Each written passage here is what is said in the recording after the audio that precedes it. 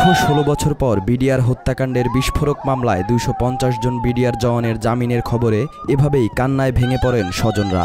তাদের এই কান্না যতটা না কষ্টের, তার চেয়ে বেশি সুখের, গৌরবের। আজকের পর থেকে এসব বিডিআর পরিবারের সদস্যরা সগর্বে বলতে পারবে তারা বিদ্রোহী না, তারা দেশপ্রেমিক। হত্যা মামলায় খালাস পাওয়ার পরও উদ্দেশ্যপ্রণোদিত বিস্ফোরক মামলায় দীর্ঘ ১৬ বছর কারাভোগ করতে হয়েছে বিডিআর জওয়ানদের। অন্তর্বর্তী সরকার দায়িত্ব নেয়ার পরও এসব জওয়ানদের মুক্তি দিতে গড়িমসি করে সরকার। জুলাই বিপ্লবের পর নানা কারণে ৫ দফা পিছিয়ে দেয়া হয় জামিন ও সাক্ষ্য গ্রহণ শুনানি।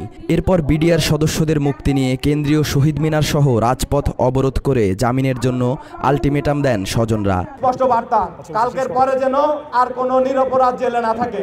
এরই মাঝে রোববার সকালে শুরু হয় বিস্ফোরক মামলার বিচার। প্রথমে রাষ্ট্রপক্ষে একজন সাবেক সেনা কর্মকর্তা মেজর সৈয়দ ইউসুফ ইকবাল সাক্ষ্য দেন।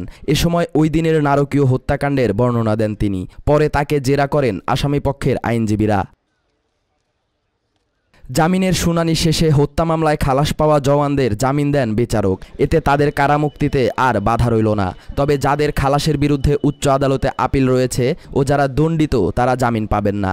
নিম্ন আদালত থেকে প্রথমে হত্যা মামলায় যারা নিম্ন আদালত থেকে তারা খালাস পেয়েছিল এবং যাদের বিরুদ্ধে সরকার কোনো আপিল করে নাই, এই রকম যারা আছে তাদের সংখ্যাটা হচ্ছে প্রায় ২৫০-র উপরে বা ২৫০।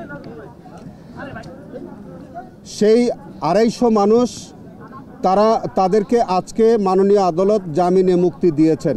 মাত্র ৩০% টাকায় জমির মালিক হয়ে নতুন বাংলাদেশের গড়ে তোলার স্বপ্ন দেখা বাংলা বসতি।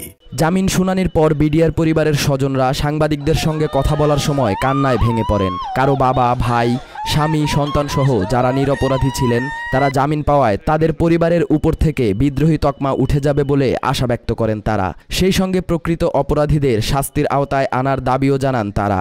এরপরে বিদ্রোহীর তকমা আমাদের উঠে যাবে, এরকম একটা ইয়া চাই যে আমাদের বিদ্রোহীর তকমা উঠে যাবে এবং যারা এর সাথে জড়িত ছিল অবশ্যই তাদের বিচার চাই। সেই খুনিদের বিচার চাই, যাদের জন্য আমাদের জীবনের 16টা বছর শেষ হয়ে গেল।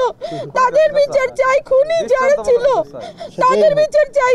আমরা চাই যারা জড়িত ছিল সেটাই হোক না কেন, তার বিচার হোক। এই রায়ের মাধ্যমে নিরপরাধী বিডিআর জওয়ানদের মুক্তি দেয় সংশ্লিষ্ট সবাইকে ধন্যবাদ জানান স্বজনরা। পাশাপাশি যাদের এখনো জামিন দেয়া হয়নি তাদেরও দ্রুত জামিন দেওয়ার আহ্বান জানান তারা। প্রাথমিকভাবে আমরা একটা ন্যায় বিচার পেয়েছি, জামিন মঞ্জুর হয়েছে আমাদের আজকে। যারা খালাসপ্রাপ্ত ছিলেন 2 কোটেই হতো, আমরা যারা খালাসপ্রাপ্ত ছিলেন তাদের জামিন মঞ্জুর হয়েছে। আমরা এটাতে আনন্দ প্রকাশ করছি এবং সেই সাথে এটাও জানাচ্ছি যারা এখনও নিরাপদ মানুষ জেলখানায় আছে, যাদের সাজা শেষ হয়ে গেছে এবং নিরাপদ মানুষ আছে, তাদের মুক্তিও আমরা খুব শীঘ্রই কামনা করছি।